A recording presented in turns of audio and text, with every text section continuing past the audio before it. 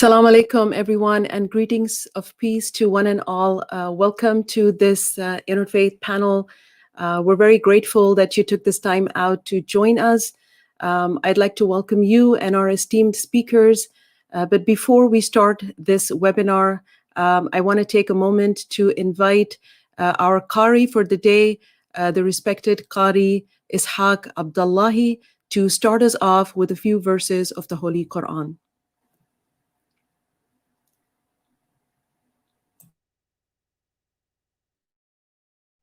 أعوذ بالله من الشيطان الرجيم.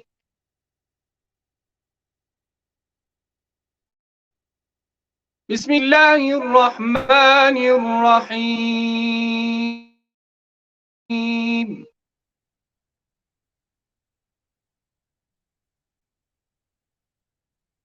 يا أيها الذين آمنوا كتب عليكم الصيام كما كتب على الذين من قبلكم لعلكم تتقون.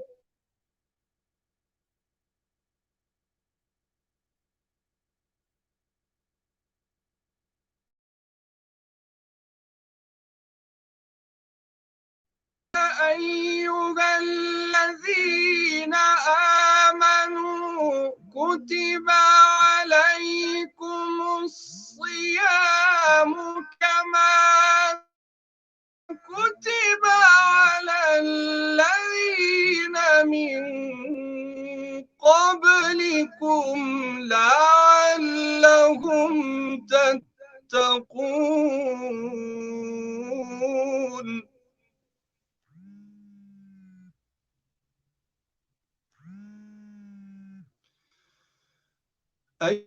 أياما معدودات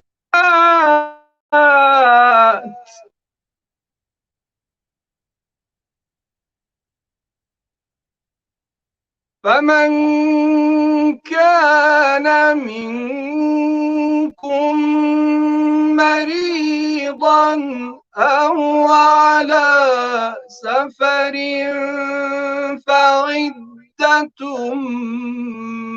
من أيام أخر.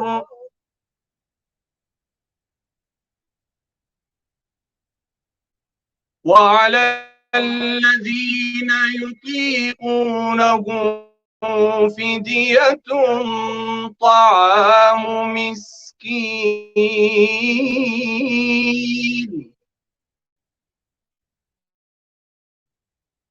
فمن تطوع خيرا فهو خير له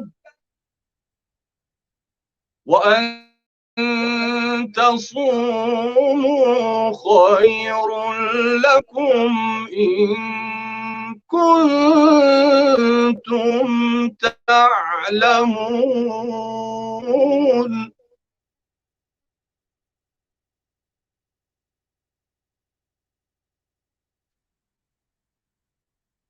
شهر رمضان الذي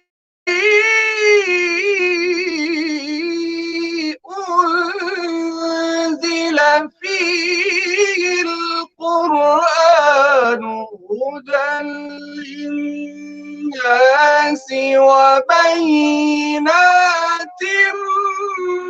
من الهدى والفرقان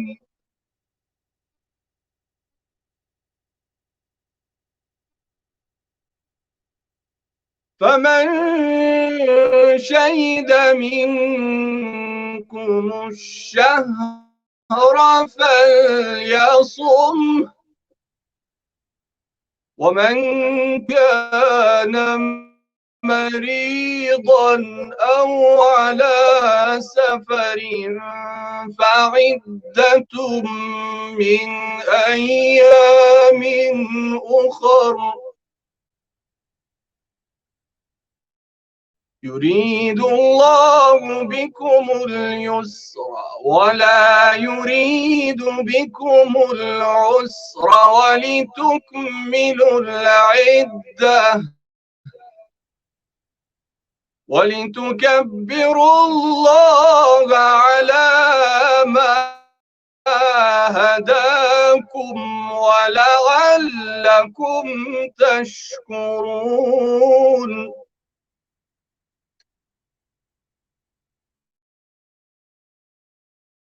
وإذا سألك عبادي عني فإني قريب أجيب دعوة الداع إذا دعان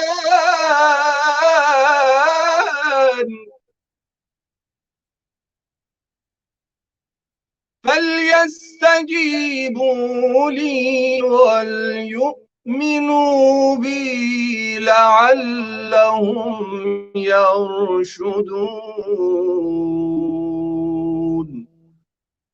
صدق الله العلي العظيم.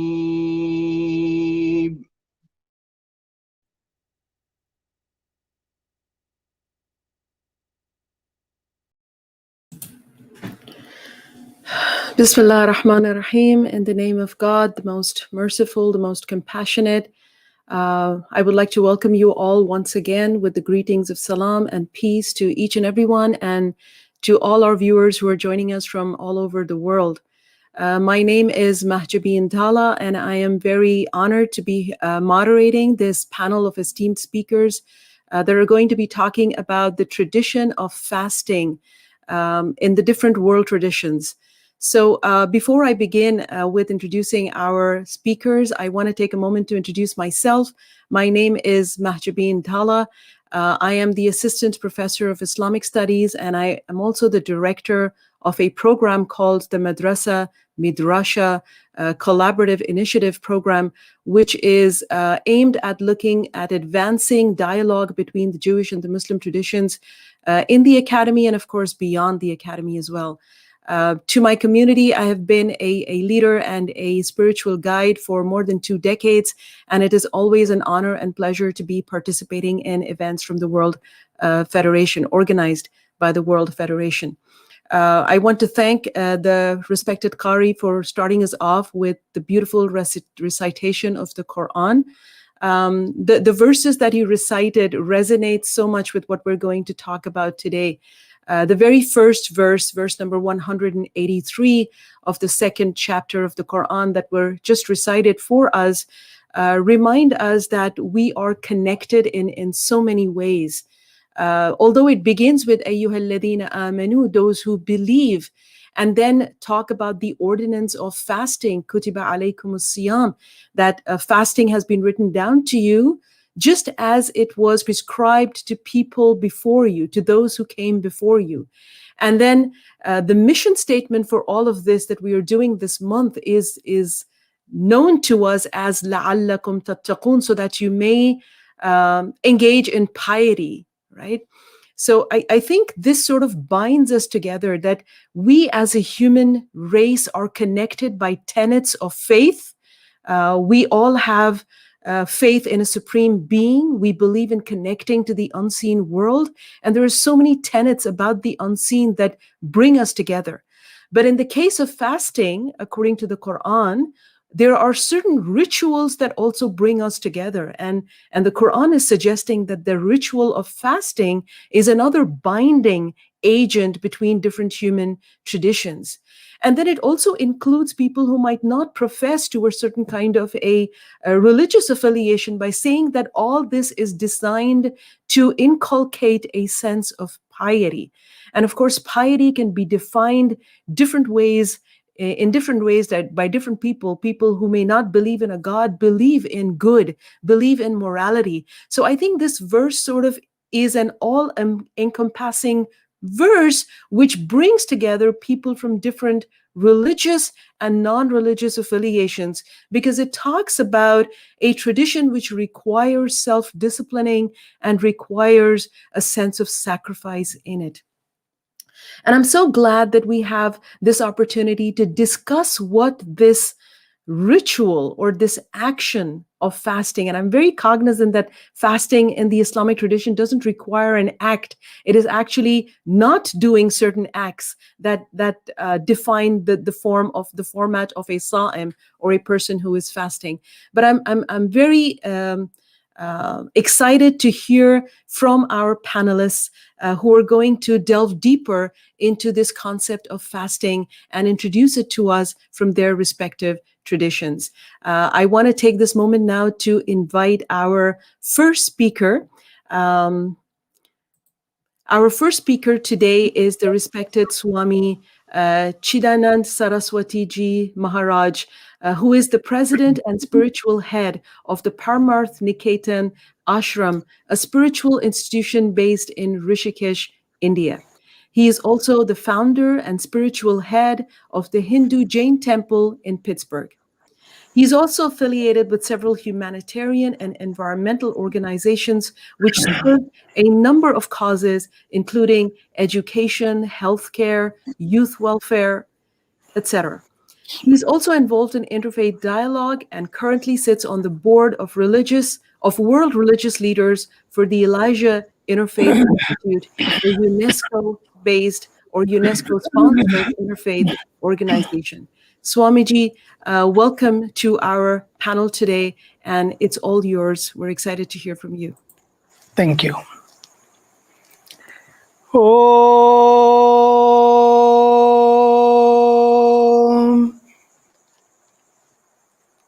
Asato Ma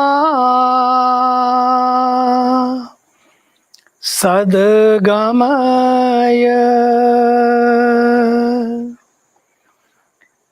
Tamaso Ma Jyotirgamaya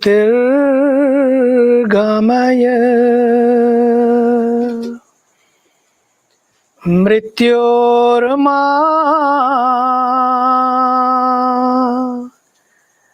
Amritam Gamaya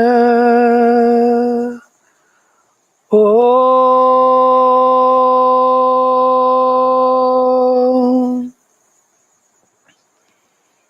Shanti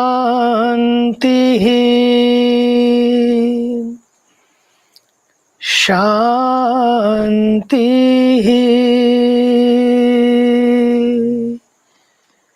Shanti.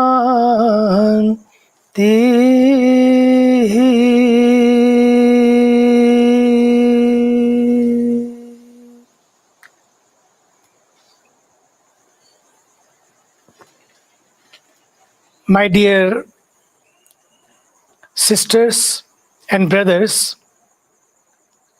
it is so wonderful to join you from the banks of Mother Ganga, from the laps of the Himalayas, from Parmarth Niketan Rishikesh, India, for this special webinar on the tradition of fasting in world religions. Beautiful topic, especially during Ramadan time.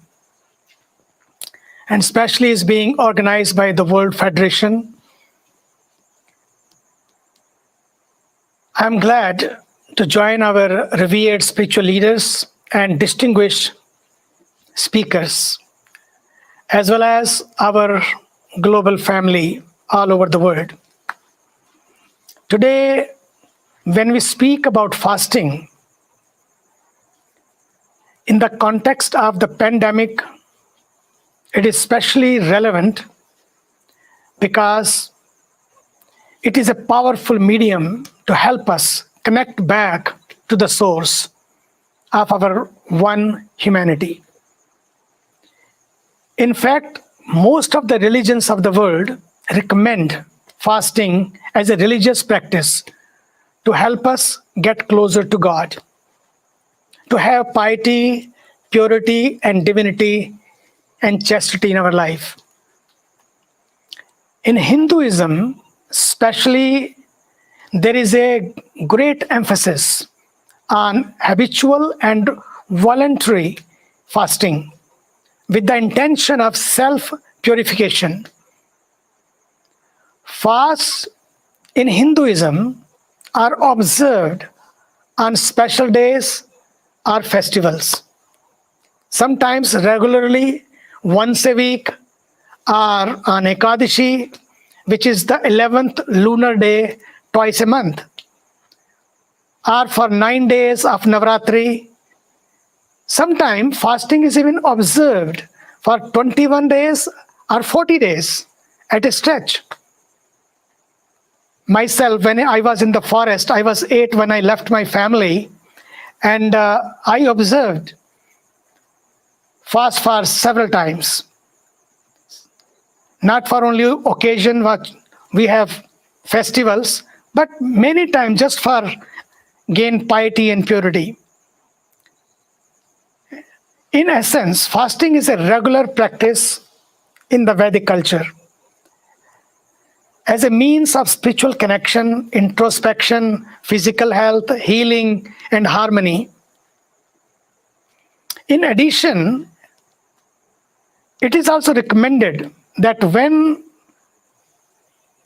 we come out of a fast, we do it slowly and gently. First with fruits and juices, then by eating lightly cooked vegetables or khichdi, which is a simple mixture of rice and lentils, which is very light and healing. And there are many other ways also. One should not binge or overeat, so that the benefit of fasting as well as the energy gained is conserved. Hence, fasting has been used for millennia by our rishis, our saints, and the sages in order to purify their bodies, minds, and souls, and to bring every cell of their bodies into connection with the divine. Fasting is an excellent process of self-discipline. It is one of the quickest, safest, and best ways to rid the bodies of toxins. And fasting also brings chitta shuddhi, bringing clarity of our mind. And another way, which is very special point, I wanted to mention that before even we begin fasting, in our scriptures, in the Yajurveda, there's a very beautiful mantra which says, Om Agne Vratpate Vratam Charishyami Tachkeyam Tanme Sadhyat Radhyatam Idam Aham Amritat Satyamupaimi. I can go on and on, but time is very short, which means, O Almighty God, please give us the strength and the willpower to complete this fast as an offering to you. Lead us from untruth to truth. Through this fast, may we give up our vices and take up more virtues and cultivate good habits. There are many perspectives I can explain about fast, but even Maharishi Charak, the pioneer of Ayurvedic sciences, when he was asked by someone about how to live a healthy life and harmonious life, beautifully he answered, Mitbhuk, Hitbhuk, and Ritbhuk, which means eat less, eat sattvic, fresh and healthy food, and finally eat seasonal food and local and organic food.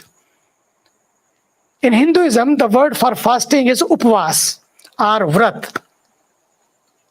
Upvas or vrat. It is interesting that neither word specially refers to food. They are both spiritual words. Upvas literally means sitting near to God. Fasting is a way of sitting near to God. So, through fasting, our bodies physically become lighter. When we feel light, in our bodies, then our concentration and receptivity increases. So when we go to sit near God, we are focused, available, receptive, and ready to receive God's light. Then when we are in God's light, then we are connected with the divine, with the powerhouse. So it is very simple. Eat light, feel light, sit in the light, to ultimately become one with the light. Because it is in God's divine light that one can begin to contemplate, introspect, and go within. There is a beautiful mantra in our Vedic tradition, which I sang in the beginning, Om Asatoma Sadgamaya, Tamasoma Jyotirgamaya, Mrityorma Amritam Gamaya. There is a prayer to God to bring us from falsehood to truth, from darkness to light. But what is this darkness we speak of? It is the darkness of our ego, of our greed, our jealousy, our grudges, and our expectations. Adi Shankaracharya beautifully shares Koham Kastvam Kuta Ayata. The song beautifully explains who are you, where you have come from, and it goes on, who is your mother, who is your father, who has given you this birth, and goes on, and leads us to contemplate on the purpose of life. So life is a journey from Koham, who am I, to Soham, I am that. From Koham, who am I, to I am that, Soham, to Shivoham, I am one with the divine. This is the purpose of Upvas or fasting, to understand that it is a powerful spiritual tool for self-identification and self-inquiry. Through self-inquiry, we ask ourselves, where do we stand? Whether we are becoming bitter or better, whether I am living in peace or in pieces, whether I am set or upset. Today, everything is set in our life, but we are upset. Ultimately, this process of self-inquiry leads us to self-realization. During fast, we often conserve our energy with less physical activities. Instead, we practice yoga, meditation, and pranayama. We also study the scriptures and practice swadhyaya, means the self-study. While fasting, we understand ourselves also. Another important practice while fasting is to observe silence in order to deepen our experience. So the practice of restraint and self-control is not just what we eat through our mouths, but what we speak with our mouths. That is also through our tongues. This is very important. This leads us from tongue management to thought management, because our thoughts are the tickets to our life's destination. In our culture, fasting is also a powerful weapon of ahimsa, non-violence, satyagraha, fighting for equality and justice. For example, Mahatma Gandhi has been known for fasting several times in his life for up to more than 21 days. It was his complete samarpan, dedication, surrender, and faith in God that allowed him to undertake this fast to bring out social change and social justice. Swami Vivekananda said, Atmano mokshartham jagatahitaya cha, the path of my liberation is through the path of all of creation, the service of all of creation, which means the natural outcome of our connection to God is to see Him and serve Him in all of His creation. ये पहला सबक है किताबे खुदा का कि मखलूक सारी है कुनबा खुदा का. Our mantras share Sarve bhavantu sukhinah, reminding us, may all be happy, may all be healthy. Thus, they speak to our inherent allness, oneness, togetherness, and inclusiveness. It includes not only all human beings, but all living beings. This is why so many people choose to practice vegetarianism, because this is the easiest and quickest way to keep our bodies pure, healthy, and to also protect our environment. Hence, in closing, fasting is an inherent part of our culture, our value system, and our traditions, and it connects us with our nature. This is why during many of our fast, we worship trees, plants, our sacred rivers, the sun. It means we respect them because we are made up of these very 5 elements that exist in nature. This is a beautiful teaching in our scriptures that says, Mata Bhumi Putroham Prithivya, which means the earth is our mother and we are her children. Therefore, we must pledge to protect our earth, our air, our soil, our water, in order to have pure, healthy, and nourishing food. Finally, when we protect our culture, our nature, then automatically our future is protected, because the nature of our future is dependent on the future of our nature. Thank you once again for the organizers for organizing such a beautiful webinar on this vital and important topic of fasting. I especially give my thanks to Dr. Maulana Rashid Kalbe Sadiq Saab also. Because of him, I was informed and invited for this webinar. I give my thanks to him also. I have these beautiful plants that I will give you virtually today. Once again, thank you, and I invite you, when you are here, I'll give you, actually I will present you this beautiful plant, and I give my best wishes for this conference, for this webinar. Thank you, and thank you for inviting me.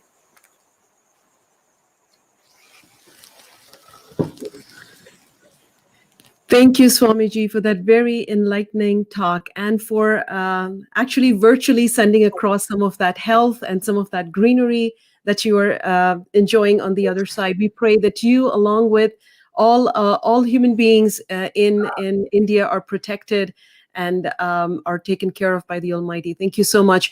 As you were speaking, there were so many things that were resonating with me. I love the aspect of how you brought together our nature and our future together, and the aspects of self-development, the aspects of getting closer to God. Even the words that you use already resonate so much with the Islamic tradition. Just the meaning of upwas, as in sitting closer to God. And in the Islamic tradition, almost everything that we do is with the intention of qurb ilahi, to be able to get closer to the deity. So there is just so beautiful to see these interconnections between the different thoughts that we have throughout the world. I also like the way you took out not just the self-disciplining aspect of it, but also the social justice part of what our actions can bring together. And when you named the pandemic, I think this brings so much context to what we are doing, why we are doing, and how we are connected to the world at large. So thank you so much for sharing those reflections with us, starting us off with a prayer and giving us all the peace and blessings from where you are. I just want to remind our viewers that there will be an opportunity for you to observe our esteemed panelists conversing with one another and reflecting upon each other's presentations after each one has been presented. And God willing, we will have some time to be able to address some of your questions in the end as well. So please go ahead and post your questions in the chat, and the team will be able to pick up some from there, and we'll be able to address some of them, inshallah. With this, I'd like to invite our next distinguished speaker, the Reverend Professor Dr. Malkhaz Songulashvili. He has already pardoned me and forgiven me if I make mistakes in pronouncing his last name, as he himself has deemed it unpronounceable by most. The Reverend Professor is from Georgia and is known in the Caucasus as a bridge builder between cultures and religions, and enjoys a great reputation among Muslims as well as Christians. Born in 1963, he graduated from the Tbilisi State University in 1987.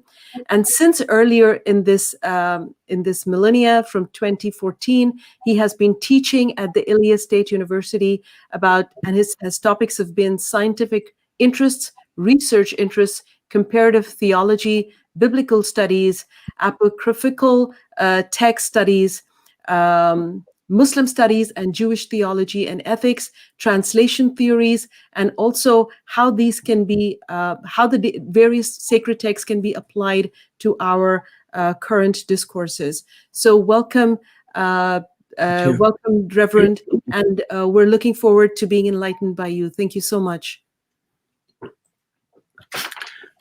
Thank you. Bismillahirrahmanirrahim. Needless to say, how important it is that we meet together. And we have come together in the course of months of Ramadan, which is a time for prayer, reflection, fasting, and also thinking about creation. I'm immensely grateful to the organizers of this webinar, and I would like to encourage them to continue bringing people from different faith traditions together and challenging them with different questions of common interest. I come from a Christian background, but I do believe that I belong to the wider family of people of God. In my own tradition, Christ is a model for his followers. And early Christians would call themselves not Christians, it came later, but simply followers of Jesus. Jesus remains for us until today as a model for finding the way to God.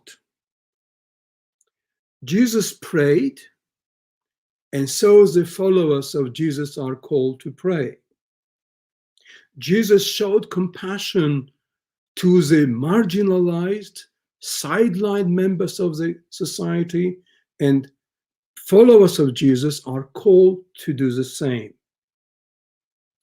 Jesus fasted, and therefore followers of Jesus are called to fast. Jesus belonged to the greater Jewish culture, where fasting was very prominent. In the Jewish tradition, we've got two main and compulsory fasting day seasons and 4 voluntary. These two main compulsory fasting season, which was important for Jesus and still important for the followers of Judaism, is the most important day, Yom Kippur, when people come together, faith will come together, and it comes from the tradition of the Torah. It is recommended by the Torah to observe this day when Jewish people could come, confess their sins, and seek forgiveness from God.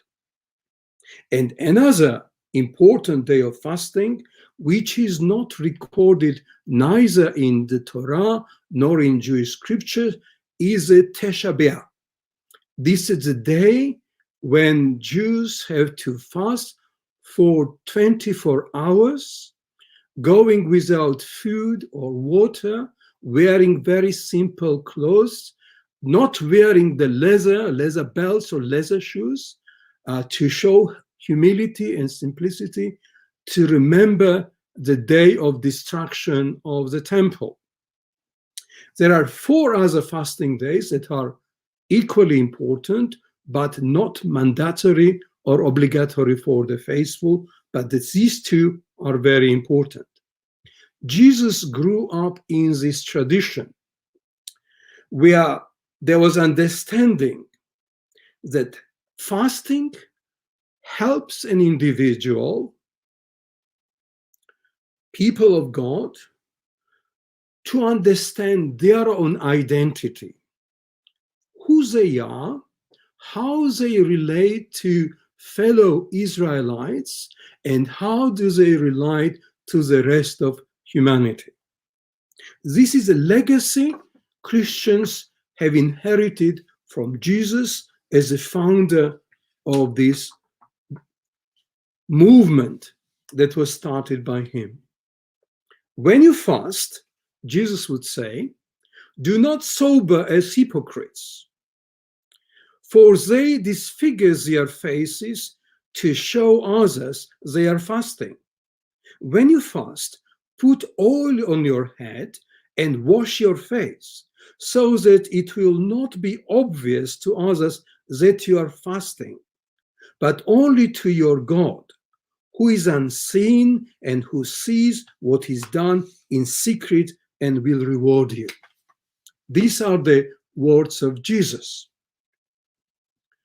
I am sorry to say that even though all Christians do recognize significance of fasting, we have not come to common ground to have the same time for fasting ritual like Muslims, Jews, and others have.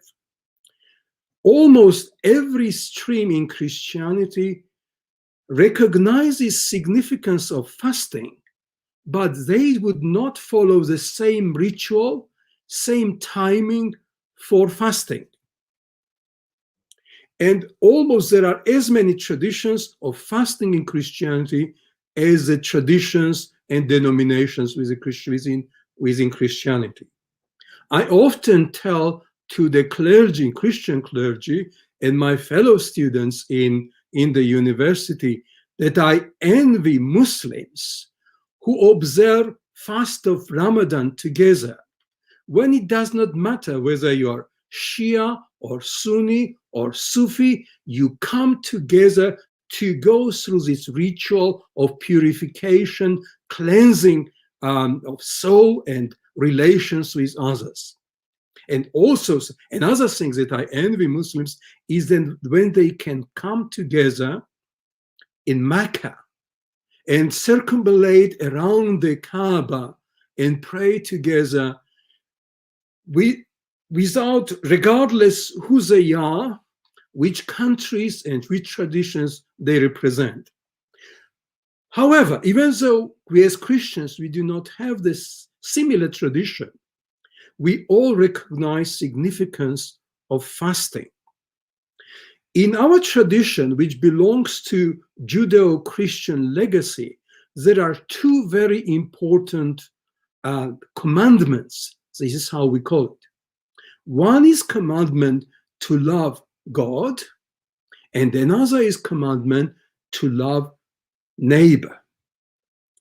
When we talk about fasting, fasting is a way to strengthen our understanding of God, our understanding of ourselves as to who we are, where we come from, and what is the purpose of our lives here on the earth. And when it goes to the neighbor, initially the Christians or Jews would understand the neighbors as being their co-religionists.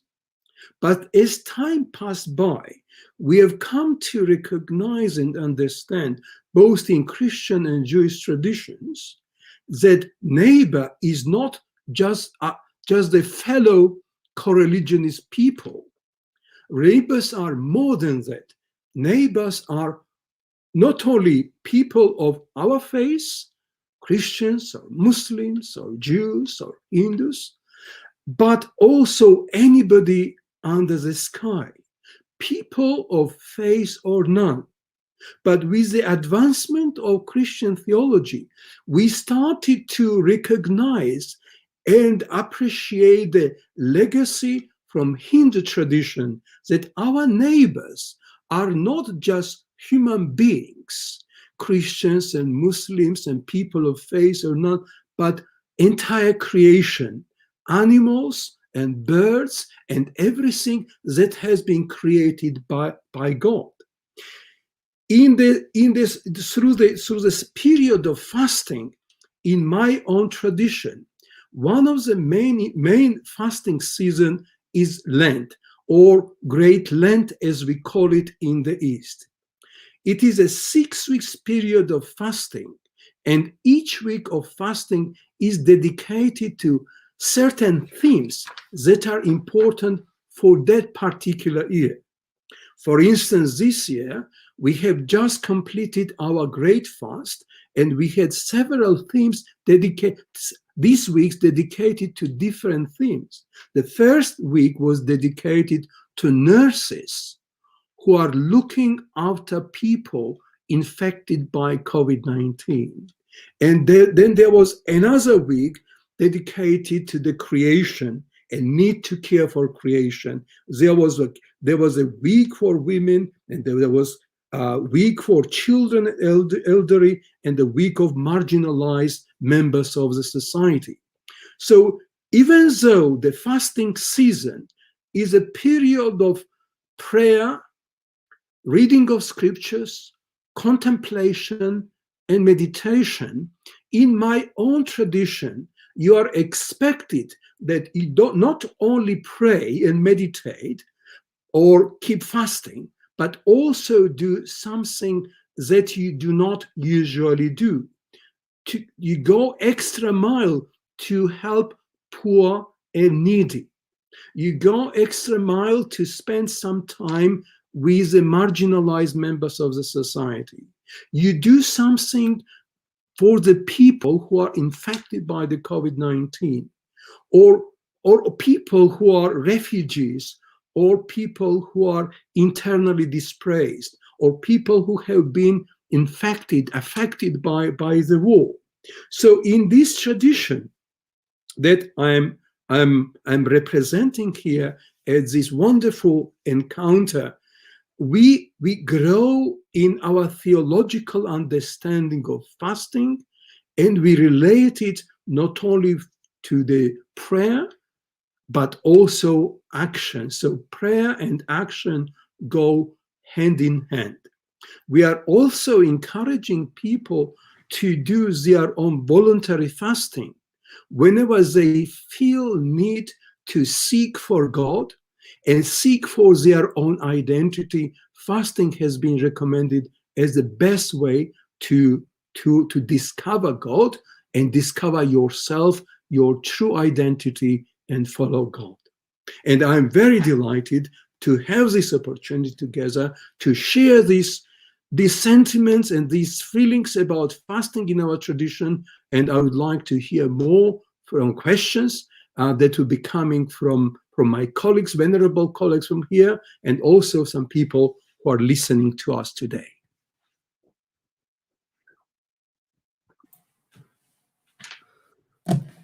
Thank you, dear Reverend.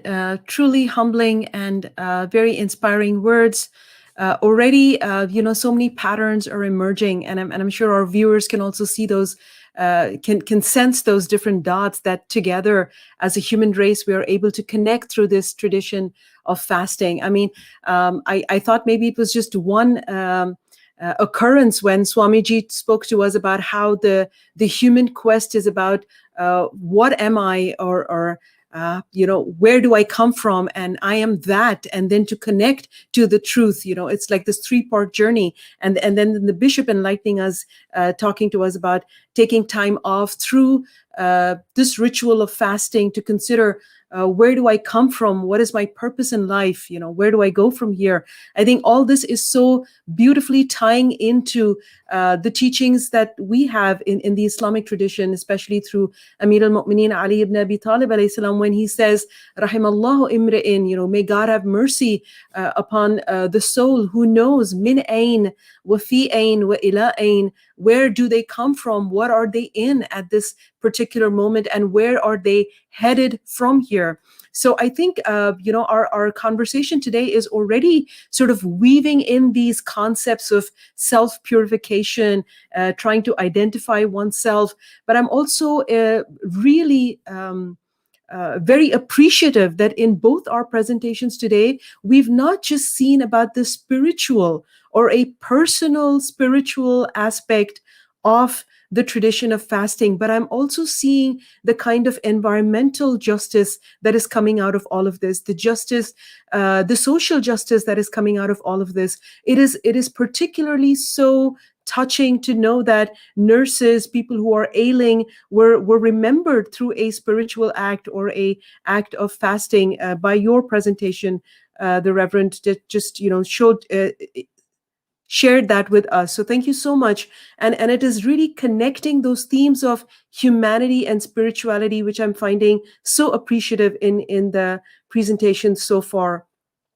I also want to say that the word that stood out for me in this presentation was the word that takes our attention towards the marginalized and the concept of love your neighbor, and the description of neighbor as not just someone who shares the border of your house, but shares the border of your being human, shares those borders of disadvantages of those who are denied. And then in thinking largely, it actually helps us to diffuse those borders and realize how as a human race we are connected through these urgencies and these needs, to be able to respond through our faith and spirituality, and to heal not just ourselves, like Swamiji reminded us, not just our own mind, but heal the planet and all living beings who are inhabiting this planet. So thank you. I personally am very much enjoying these conversations and learning a lot through the room today. And keep your questions coming, and our teams will be able to pick them up, and we might be able to address some of them at the end of this webinar. At this point, I'd like to invite our speaker, our third speaker for today, and that is none other than Hujjatul Islam, Dr. Shaykh Mohammad Ali Shomali, a graduate of the Islamic seminaries. He has a bachelor's and master's in Western philosophy from the University of Tehran and a doctorate in philosophy from the University of Manchester. He's the founding director of the Risalat International Institute, which is devoted to Islamic curriculum development and educational training, among other initiatives. And he has led numerous Islamic educational courses and seminars in over 30 cities across 4 continents. Of course, a very familiar figure for our community, and we're so blessed to have him with us. He's also the editor-in-chief of 2 journals and has been very active in interreligious dialogue for the last 2 decades. Welcome, Dr. Shomali, and we're looking forward to being enlightened by you.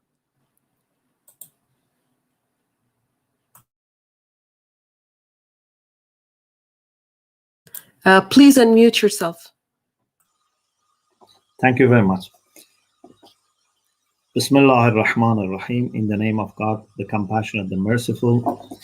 I am very grateful to God for giving me this blessing to be with you and share our understanding of fasting from our traditions.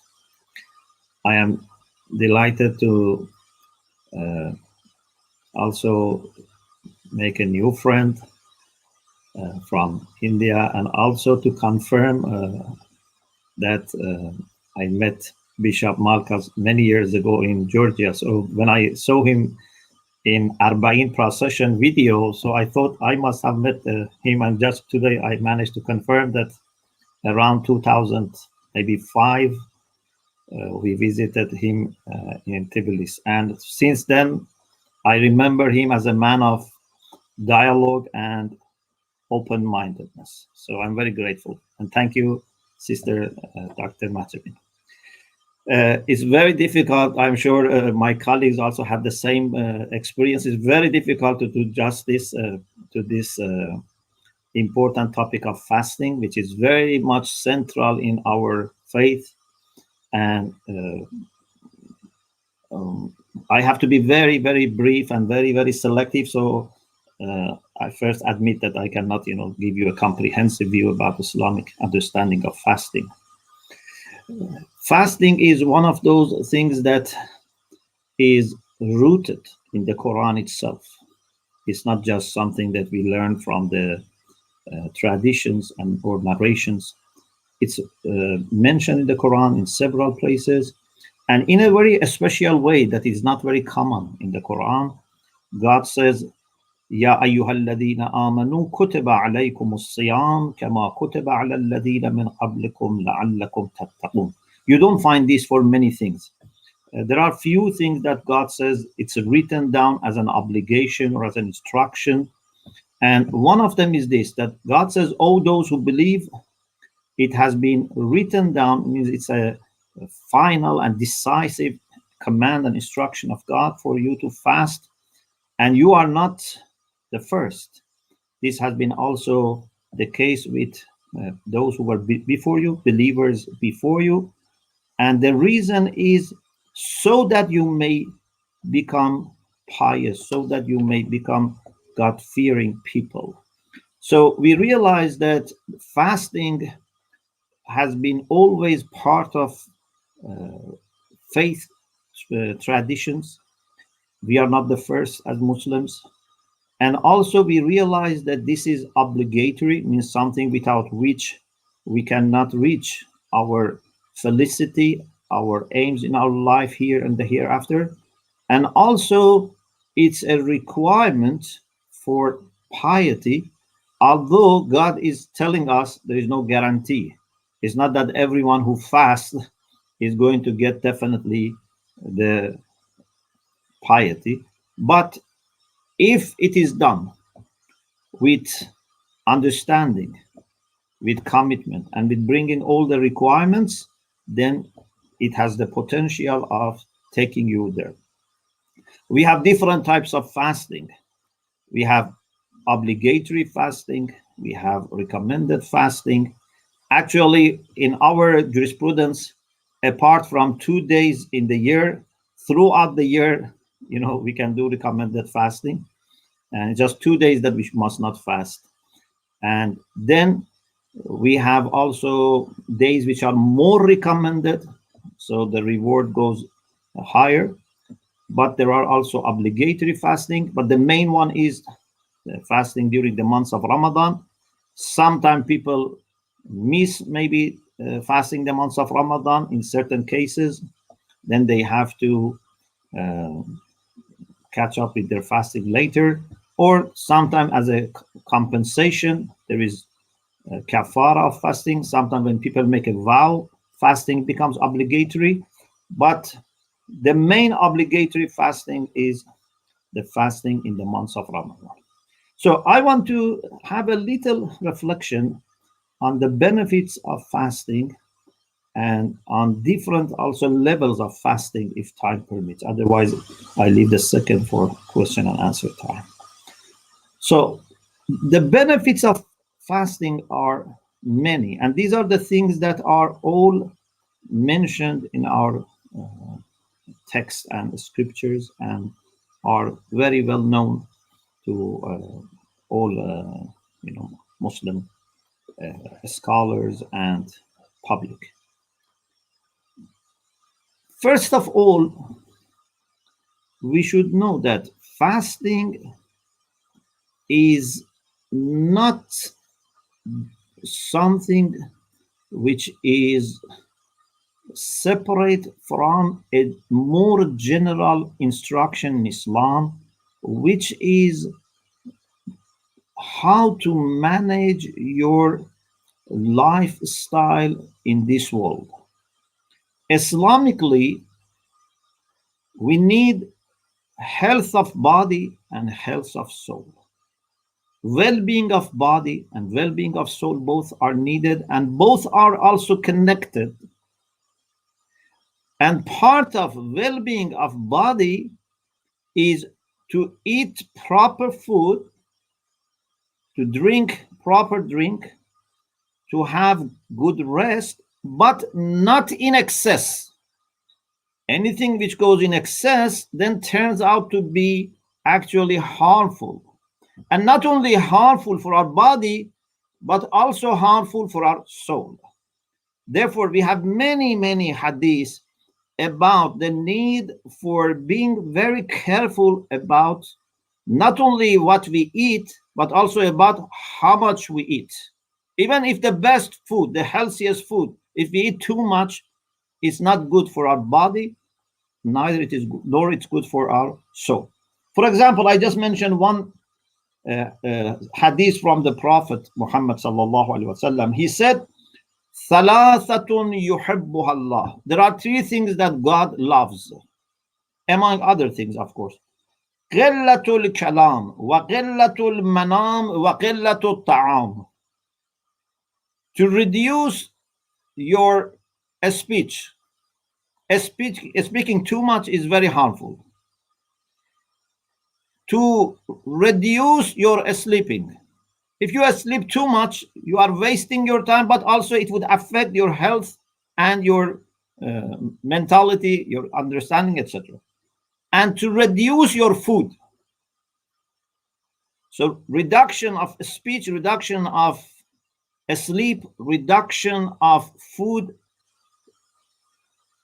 to the balanced amount is very important part of Islamic lifestyle and well-being of the body and well-being of the soul. So this is something to remember, that even when we are not fasting, somehow we are in a general way fasting, because, or we are supposed to fast. There are many things that we don't eat, and also certain amount we should not eat. There are many things about this. And in a particular way, when it comes to the relation between hunger and understanding, or hunger and wisdom, this is a great part of Islamic spirituality. You cannot find any spiritual master in Islamic tradition unless would say that we need to experience hunger in a controlled way, in a, of course, supervised way.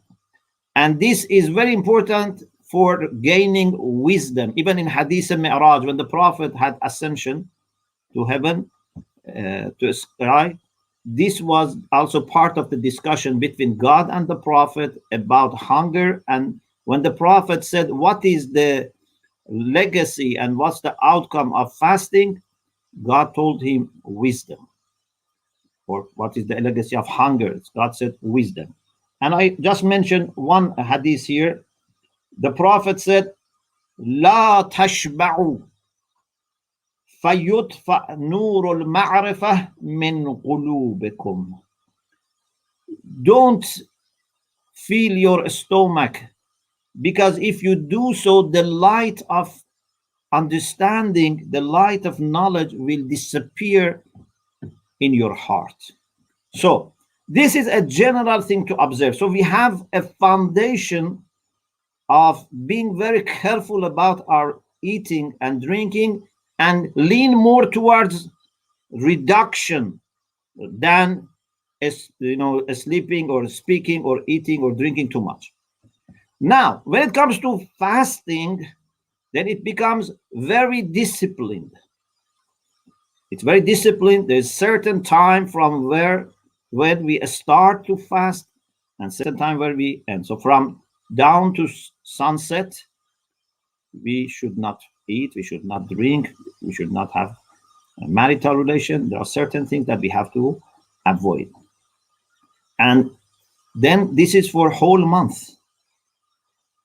This is the longest period of worship in Islam, because, for example, we have Hajj, pilgrimage to Mecca, but it doesn't take 1 month. And daily prayers, they don't take that long. This is the longest duration of worship.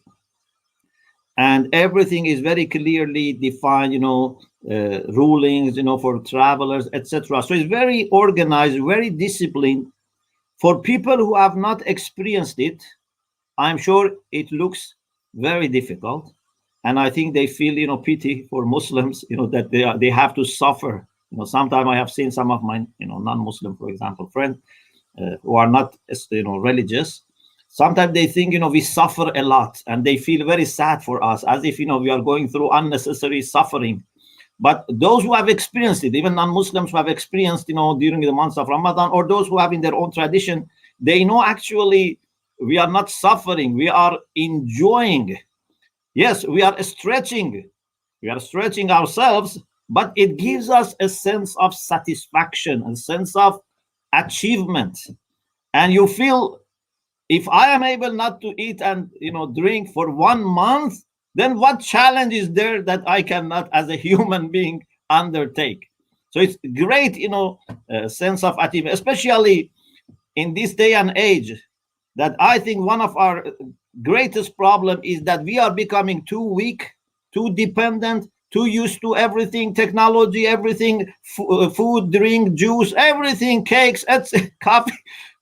We need a time of having some kind of, sabbatical, a kind of a spiritual, sabbatical, so that we see God has created us in the way that we don't need to rely too much on these things, and we don't need to harm ourselves by enjoying too much and by indulging ourselves. So this is very important aspect of fasting, but also it helps us with many other things. For example, it helps us with understanding better what happens to the people who are poor. For example, our 11th Imam Askari, said that by fasting, لَيَجِدِ الْغَنِي مَسَّ الْجُوعِ, someone who is rich should find the pain of hunger. Because even people who are hungry around you, if you have not experienced this, you don't understand them. If you have not experienced any kind of suffering, just by seeing people who suffer, you cannot understand the depths of it.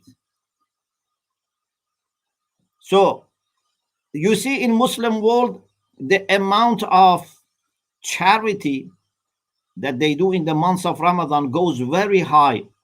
Partly, not I'm saying it's the only reason, partly is because of their spiritual, there is a commendation, but I think partly is because we all understand better that what does it mean to be hungry? What does it mean to be thirsty? What does it mean to not have basic needs of your life? We become softer. There is less arrogance. There is less negative pride when you are fasting. Also, it is good to remember the day of judgment and when we have to also experience hardship. Our Prophet said about months of Ramadan and the fasting that اذكروا بجوعكم وعطشكم جوع يوم القيامة وعطشه. When you become hungry, when you become thirsty in the months of Ramadan, remember hunger and thirst on the day of judgment. You have to prepare yourself for that time. You have to take your provision for that time. So it makes us think about something beyond this world. As long as I am busy with enjoying myself and, preparing food and eating and drinking and washing and all these things, cleaning and, I may think life is just this. Sometimes we need to go through different pattern of life to realize that we have actually a greater life waiting for us. And also, it's very good for our ability to resist against temptations. And this is also a very important part of spirituality, that through fasting you are able to resist against temptation better, control your appetite better, etc. But is fasting just a matter of not eating and drinking, or there is something more? if fasting was just not eat and not drink, then every year, millions or, I don't know, hundreds of millions of people are fasting.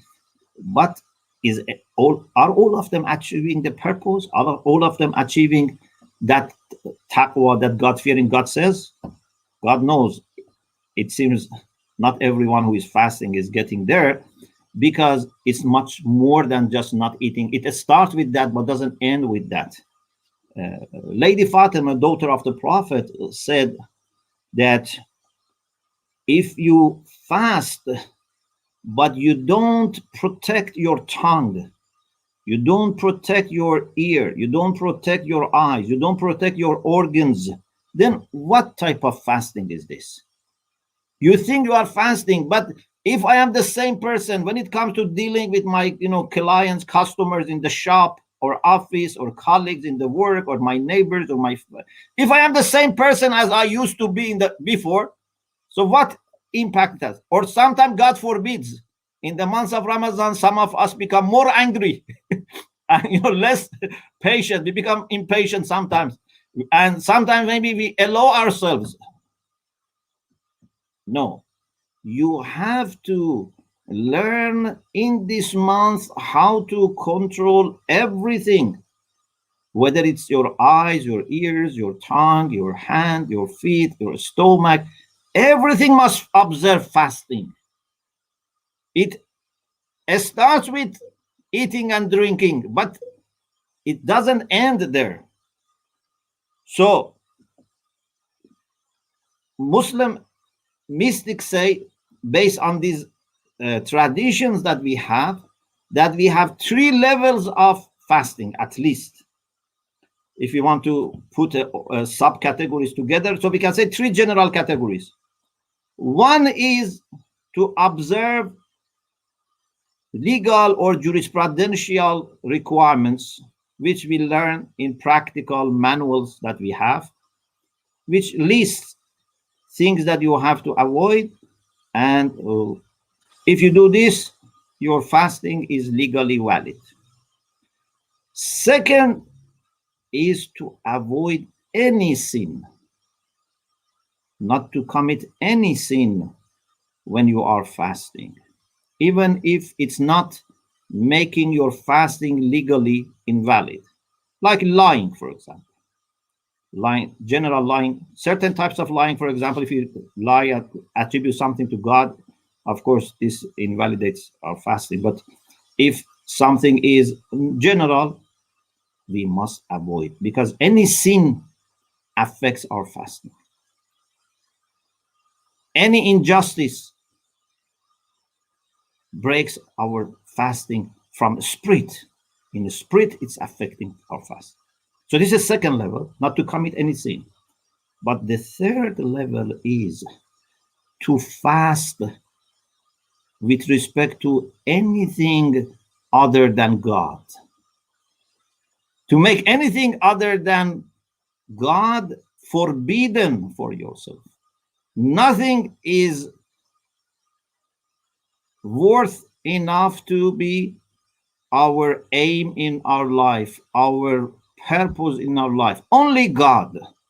So those who are fasting, indeed, they must try to detach themselves from anything, not just food, from anything other than God. Anything worldly has to be kept. Yes, anything which is godly, like charity work, helping people, this is good, because this is for the sake of God. But anything which is selfish, anything which is mischief, anything which is, destructive, harmful, anything which is just a matter of gaining for the sake of consumption, we have to refrain so that we experience the depths of fasting. And I think I stop here. If we have time during question and answer, we can maybe refer to some other topics about fasting. But again, as I said at the beginning, I'm very grateful to share this platform with our dear believers, co-believers in God from different traditions. And I am very happy that we all have, among many other commonalities, our appreciation of fasting. And I think although we see fasting is less prominent today in different traditions, but we need actually today more than ever to observe fasting. We need more than people 14 centuries ago, 20 centuries ago to observe fasting, because this is something that in this busy life can keep us to the roots and to our nature. Thank you very much. Thank you, Dr. Shomali, and to all our esteemed panelists for sharing their wisdom. And it's so beautiful how you all brought together this fasting, not just of the body, but the fasting of the mind, the fasting of the intentions, the fasting which helps us to connect not just to God, but also to all the creations of God, alike. And I just find that this interplay of these traditions and these practices fascinating in a way that connects human beings across the traditions. For the longest of time, I've always, heard this, I've read it, as to how fasting leads to wisdom. And Swamiji, you also sort of said this, that it is to unlock the darkness of ignorance in our mind. And of course, the bishop also made a reference to this about how it is enlightenment and it is, the clarity of thought and the clarity of mind to give us purification and clarity. So I think for the longest of time, and also as to what Dr. Shomali said, that it is for wisdom, the hadith of Maharaj that he recited for us. But I've always wondered what has, the fasting got to do with the wisdom? And I mean, when you're in college, when you're studying, people are asking if they can skip a fast because they have an exam coming up, or can they not fast because they have to, prepare for a paper. I have to read a paper, or I have to write a 20-page paper. And when I get up in the morning and I sit in front of my computer, I just cannot start typing because I haven't had my morning coffee or my morning tea. So, or just because my sugar levels are just so low and, my hydration is just so down. And I remember for the longest of time, wrapping my head around what is this kind of wisdom that we're gonna get by fasting, and I think it is what you just shared with us, and that is not the wisdom that we mean by content or information. So that I think that the content of our mind or the information that we want to take in is different from wisdom. And I think you all three of you pointed out so rightly, is that wisdom has to do with something about experiential learning. When we experience something and we learn through it. So when we take this time to realize, wow, I was so dependent on my food. I was so dependent on my sugar. I was so dependent on my sleep and my water. All that in itself is a kind of wisdom that one would not have arrived at if it wouldn't have been for this kind of a strenuous ritual or a practice that we are, invited to do. The fact about the experience of hunger that you shared with us from the 11th Imam. We could, give conferences on ending world poverty. We could have experts come together and tell us about how we can reach the underprivileged in the world. We can have webinars that give us, lovely PowerPoint presentations about how the basic necessities of a square meal of day are being denied to world populations. And all of that could be just a click away from us. But the wisdom that we will gain by actually feeling the pangs of hunger and by actually feeling the dehydration within our own bodies is a different kind of knowledge that we could never have gained by webinars or by doing studies or by ethnographic studies. It would have only come through experiencing it. And it was that I think I'm slowly trying to understand is what the wisdom is all about in fasting. It's not like I might be able to retain, content in my head with fasting, or I might be able to memorize more because I'm fasting. I think I would be able to understand myself more and my fellow creatures more through this experience of fasting. And I think that is where the wisdom and the fasting is sort of connected to one another. So thank you so much for bringing out these points, through your presentations. Before I share some questions that we've received, or some of my own, if I may have this privilege to ask you, I wanted to give this a few moments now to maybe perhaps if each one of you had some kind of a reflection or a response to each other presenter. And at this point, I'm inviting you to just unmute yourself. And if there's something that you'd like to say to your fellow presenter, or a point that resonates with you, please go for it.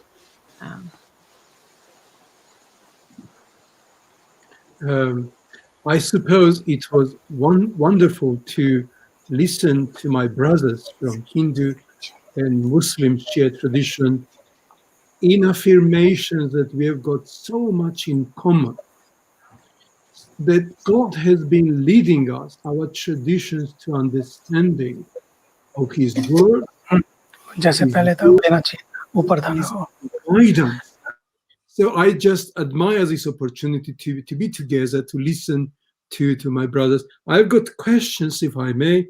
Brother Shomali, Dr. Shaykh Mohammad Ali was mentioning 2 days when you are not recommended to observe fast. And I would like to hear from him why we have got these 2 days that ban fasting in Muslim tradition. And from my brother Saraswati ji, I would like to hear whether in Hindu tradition they've got fast seasons when all Hindus are fasting. Okay. Yes, in the calendar, so we have 2 days that we must not fast. So one is Eid al-Adha, and one is Eid al-Fitr. So the day after months of Ramadan, we must not fast. So I cannot say, okay, I'm enjoying fasting and let's go, another few days. God says, no, now is the time to break your fast. And also the feast of sacrifice, when Abraham, was, So I think this is very good because first of all, it's celebration of community coming together, but also God is telling us that you must not get used to anything, even fasting. Even fasting, there is a time that you must fast from fasting. So that we don't get habituated to anything. We just do everything by conscience. Thank you. Thank you. That's wonderful. Thank you. Thank you. So beautiful. Yeah. In Hinduism, it is very beautiful. We have 365 days and 700 festivals. Every day there is a festival, and people look forward to find out the ways that they can have discipline, they can have inner journey. Main thing is the outer journey is always on, but they look forward to find out the ways then how they can go inner journey, whether it's a fast or festival or it's a feast. They always find out how to go from there to here. That is the journey we look forward. The main thing is not only the fast days, even the festival days, even the feast days. Every time we have, first you eat, you have to feed the ants also, the crow, the animals, the birds. They said for yourself is okay, but before you eat, this is your fast. Fast is not only the fast of the tongue or the fast of the stomach. The only thing they explain there, that when you keep fast or keep eating, even before you eat, this is your duty to feed others. To feed others, that is your fast. Fast is not only not abstaining of food.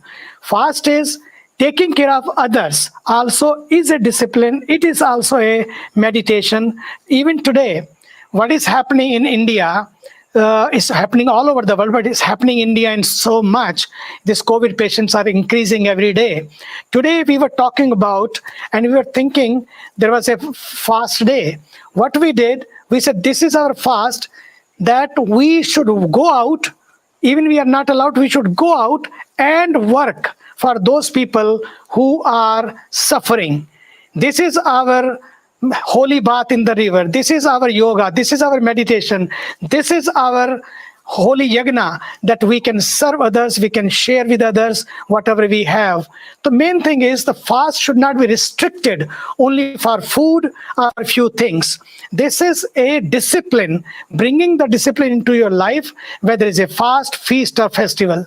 That's the main thing. Thank you. Wonderful. Thank you very much indeed. Yes, thank you so much. And thank you for starting us off, Reverend Bishop, with your reflections. I want to invite Dr. Shomali and Swamiji, if you have any questions for your fellow panelists. I loved both of them. It's so beautiful. I met after so many years Dr. Shomali, and it's so wonderful to hear you also, and the host. It was so beautiful the way you explained everything. I'm very happy. And during Ramadan time that we could share with each other. I think to me, this sharing is the key. This giving is the key. Sharing is the key. There are people who have more, whether it's a wisdom or it's a wealth. Sometimes people who have a wealth, they don't understand. Sometimes people have a wealth, wisdom, also don't understand. But the real people they understand. Life is not to have more only, but life is to share more, give more, care more. And same thing with wisdom also. If the wisdom is not to share, not to give, not to care, what kind of wisdom we have? Wisdom is to love each other, heal each other, help each other, hurt never, help ever. These are the things. And listen to each other. Give respect to each other's thought. There is a mantra in Hinduism, Ano Bhadraha Kratavo Yantu Vishwataha. It says, let all the noble thoughts come from all direction. This kind of wisdom is needed, which respects all, which loves all. And that's what we need, allness, oneness, inclusiveness. I think today, this is what we are losing. In 21st century, that's what is needed, all together. That power of inclusiveness is so beautiful. Second thing, this fast increases the immunity also. As other things also we are talking about, do this, do that, eat this, to increase your immunity. But I am telling you, immunity is great. It's a great booster. But at the same time, I think people are maintaining the immunity today, but humanity is being lost.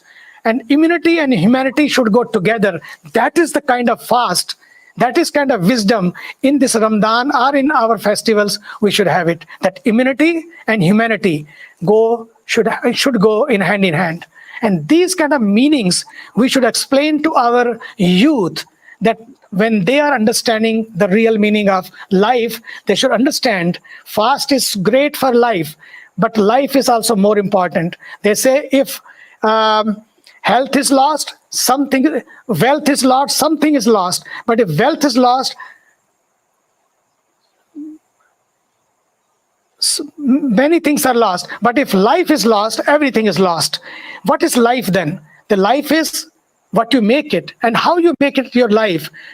This is the kind of meaning we should explain in these Ramadan days to our younger generation. I am very concerned about our younger generations, and they should learn these lessons, that what is true life and how they can inspire.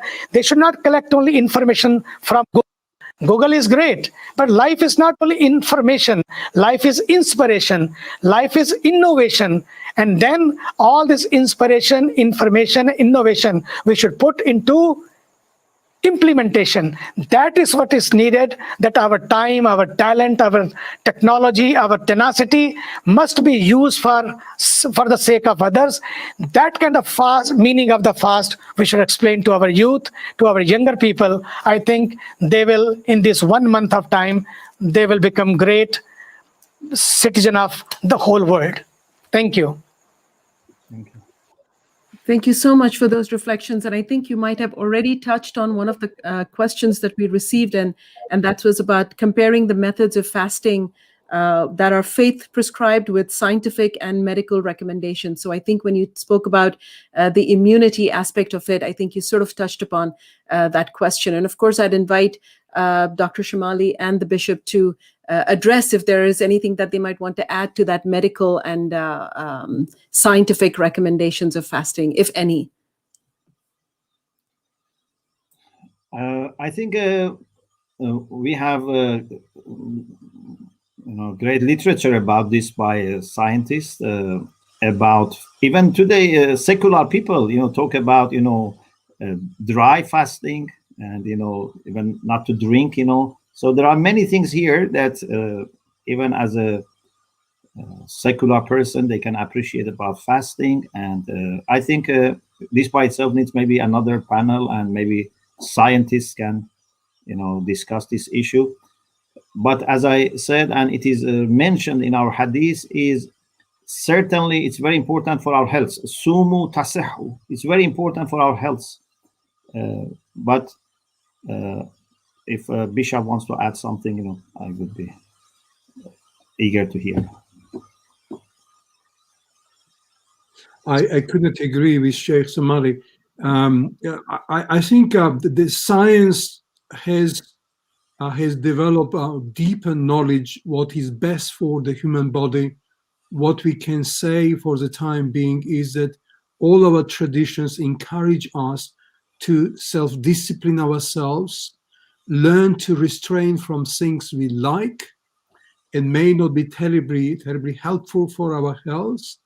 And this can be specific pleasures, sweets and alcohol, social media or other things. And I think it is very important that we keep reminding ourselves and our fellow brothers and sisters the spiritual dimension of fasting is extremely important. Thank you. Thank you so much for adding onto that explanation about the medical aspects of fasting as well, and also highlighting the spiritual part.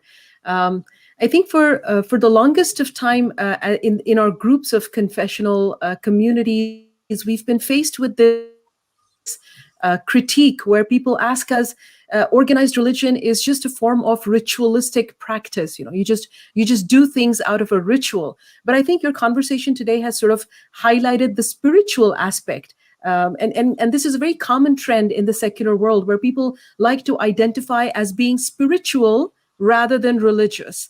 So they feel that if it's a spiritual gathering, a conversation, they're all for it. But if you're going to do something as a religious ritual, then people have hesitations and they don't want to connect with it. But I think your presentations today collectively have brought out the aspects of identity. I mean, that touched me very deeply when you referred to that, Bishop, as you said that the fasting also helps us to understand our own identity as we describe ourselves in proximity to God and then proximity to other human beings and other living creatures. So it's not just a ritual. It has a spiritual aspect that you have also beautifully highlighted for us. And then through this last question, we've also seen the immunity aspect of it, or the health aspects that might be undergirding this kind of a spiritual ritual that we do. But for me, I've always considered us to be spiritual, because we believe in our tradition that we are born or we are given life by the breath of God, or the ruh that God has blown into each and every one of us, and we are animated by that spirit of God. So we all have a spirit, and we are thereby spiritual. But what really needs to develop is our humanity, as you rightly said, Swamiji. So I know we all yearn, how can I be more spiritual? How can I be more spiritual? But the world has posed towards us a very important challenge, and that is, how can we all spiritual people be more humane? And how can we be more humane than being spiritual? And I think that is the real challenge. And I understand now how, at least through the fasting in the Islamic tradition, because that is what I've been ingrained in, and that's what grounds me, is that every act of our worship, be it fasting, be it prayer, be it the Hajj, has an element of social justice and equity.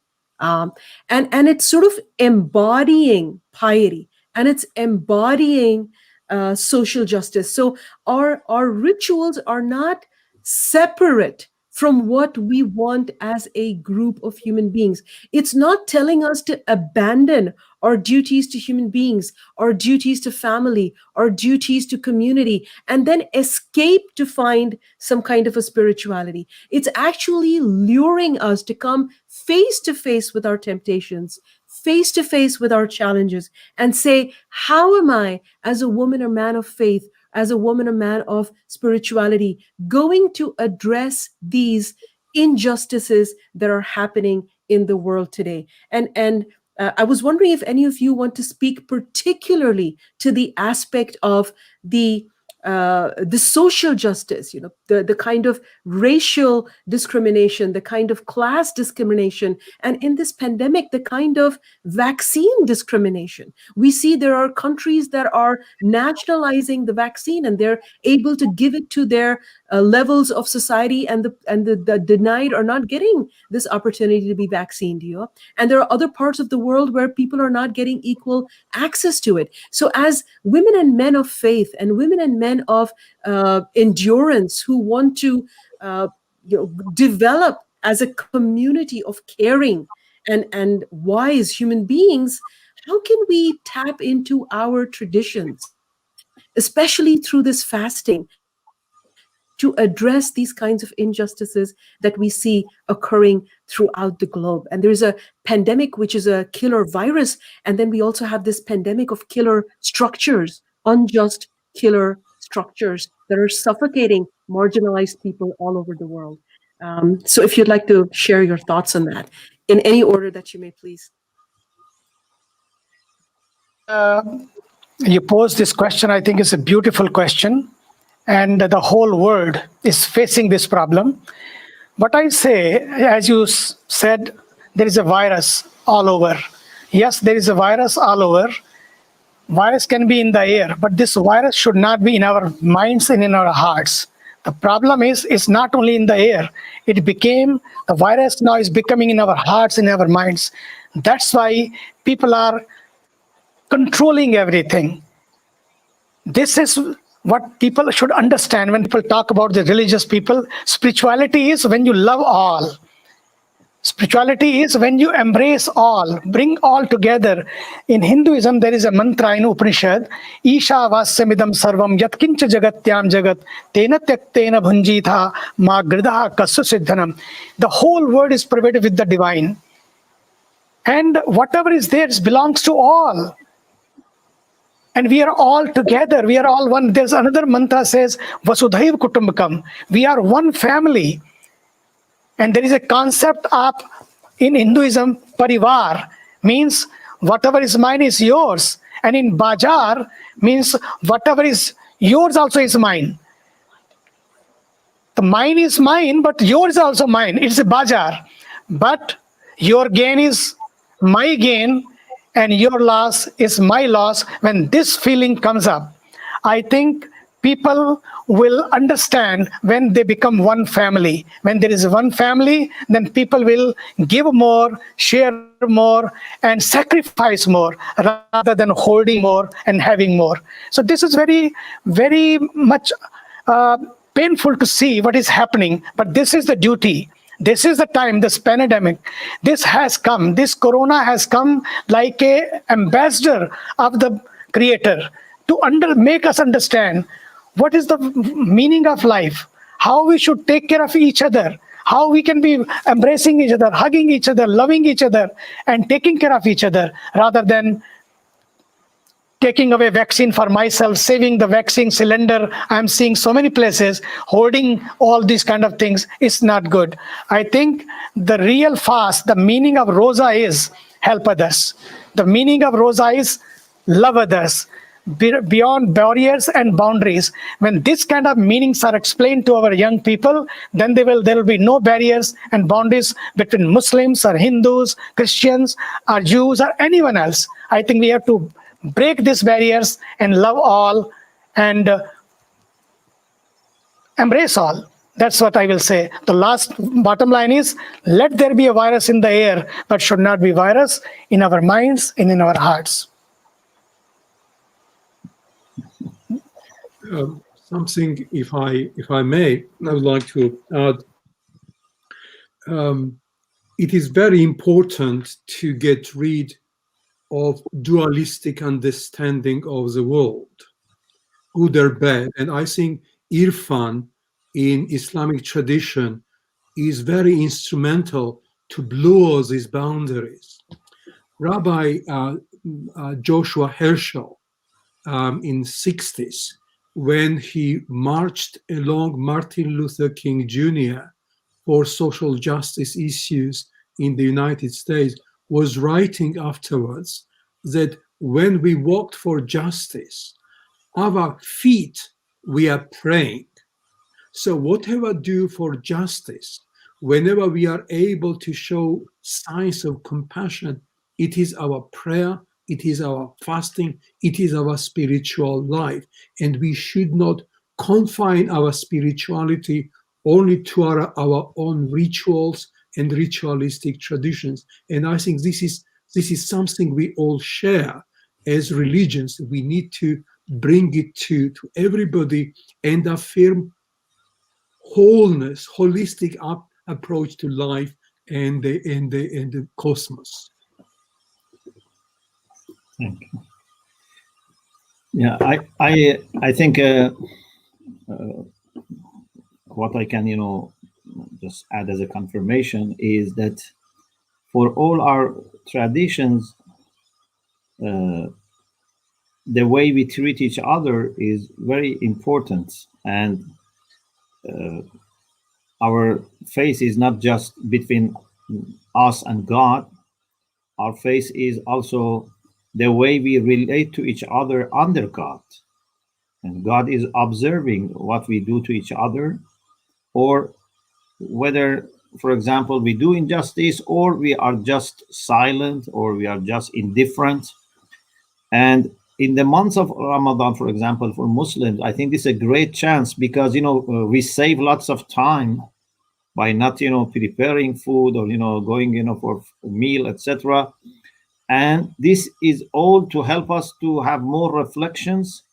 Plus, when our spirit is also more alert about what I can do to stop first any injustice coming from me.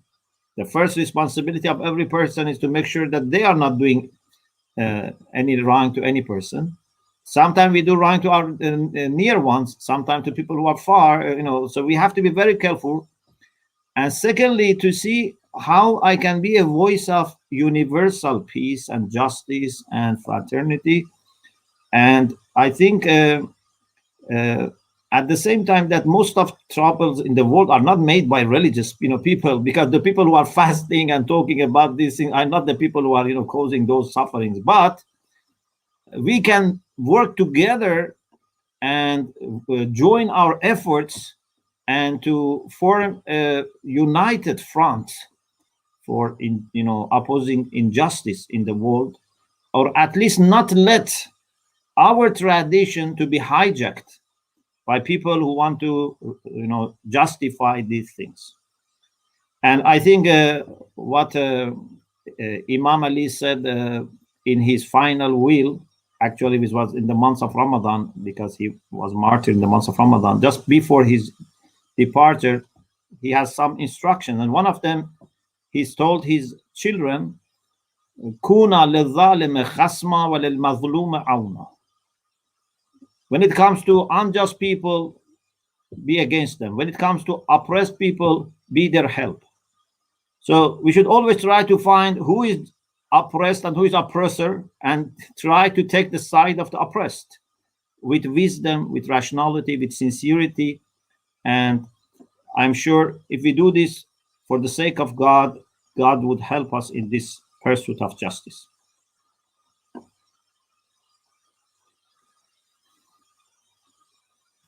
Thank you all for sharing your wisdom. I know the time is really going past the time that we had set aside, but I also wanted to make sure that we have this opportunity to address everyone's questions, which you have done, I believe. I have one question that has been repeated twice and has come to me separately by my team, and that is from one of our viewers who is out of this world, it seems, because here we are, having our conversations and how we can connect to God and connect to the people in our world.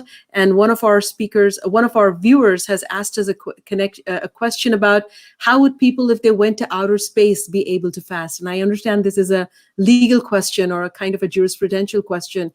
Although the question is typically for the Islamic tradition, I'm wondering if the other traditions have this concept of traveling outside the realm of this earth and actually practicing or observing a kind of a tradition while they are on a flight, like, when people fast when they're on a flight, or in the case of this questioner, while they're in a rocket ship in outer space. How would they do these things, and what use would all this kind of fasting be if they were out of the realms of this earth? So just an interesting question, and perhaps the last one that we will take for today.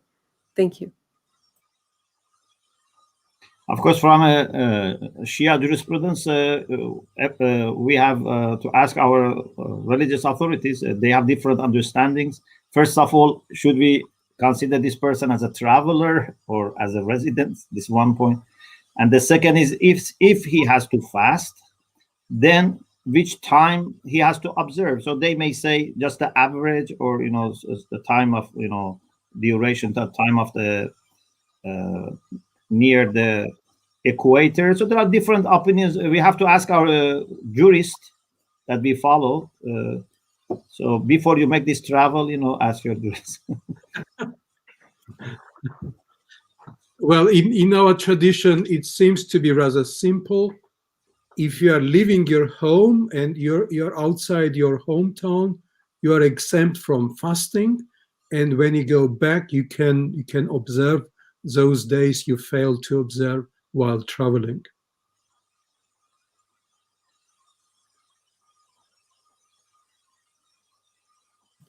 Swamiji, would you like to add something to this conversation?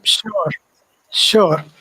In Hinduism, there are special exemptions have been given for situations, even for people also. Suppose someone is sick, someone is old, someone is pregnant, someone is child.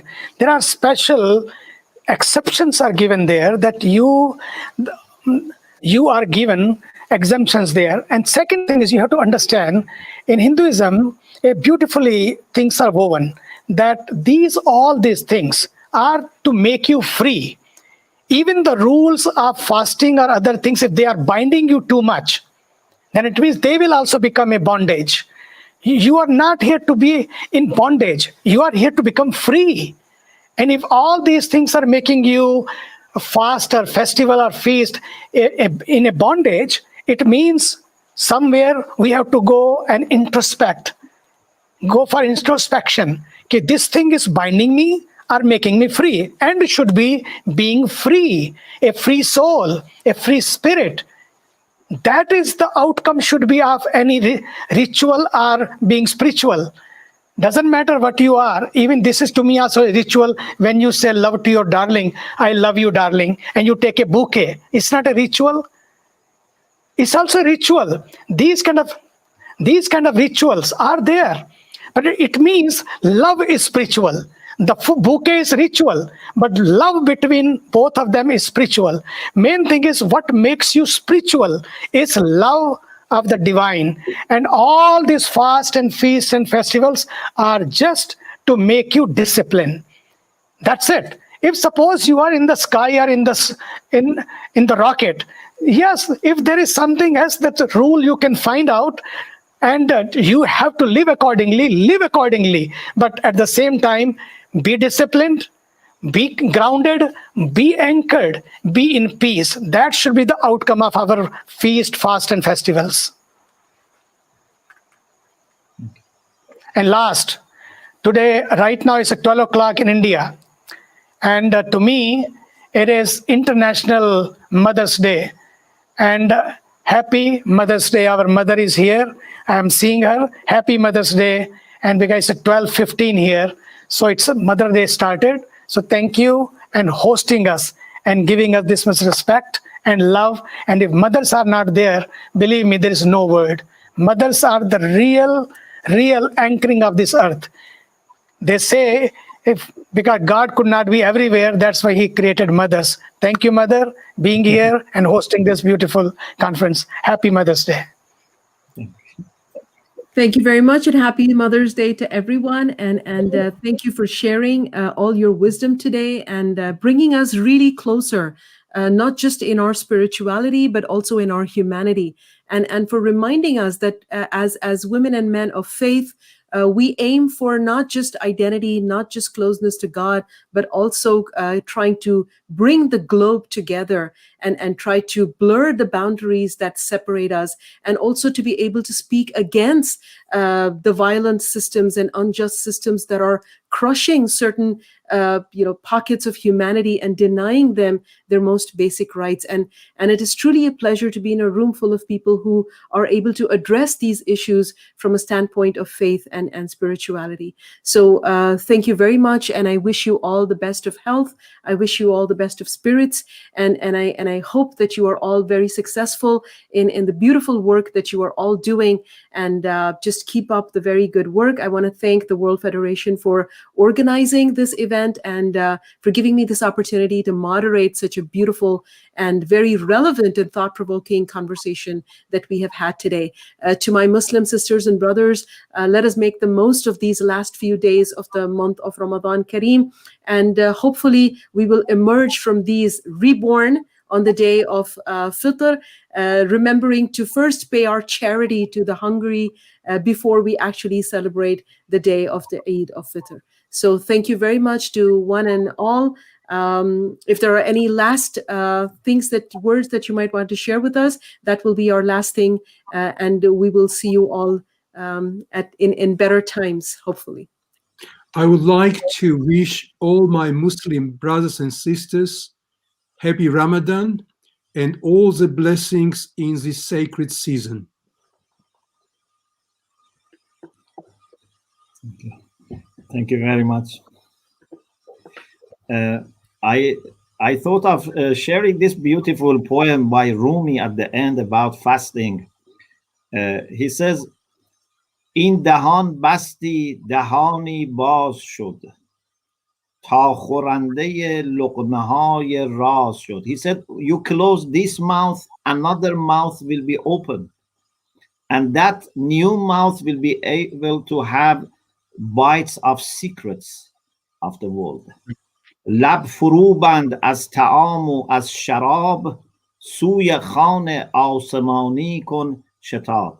Close your mouth from food and drink, and then try to get from divine banquet. So I hope and pray that God would give us ability to benefit really from the months of Ramadan, and I hope the prayers of our Christian and Hindu brothers and sisters also would help us so that we would succeed in this time of fasting that we have. Thank you very much to everyone, and I really enjoyed our discussion. Thank you.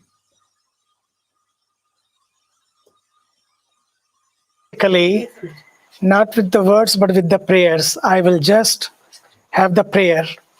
Om Purnamada Purnamidam Purnat Purnamudachyate Purnasya Purna Madaya Purnameva Vashishyate.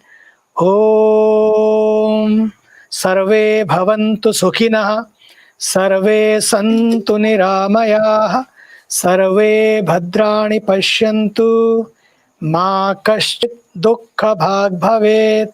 May all be happy, may all be healthy, may all be enlightened and cultured, may all attain peace and perfection. Om peace, peace, peace, Om. Thank you all to our panelists and also to all the viewers from all the parts of the world who spent this time with us together. I leave you in his divine protection and care, and I share blessings and thoughts for all the people who are going through hardships in India and all over the world. May God be with us all. Wassalamu alaikum wa rahmatullahi wa barakatuh. May God be with us all.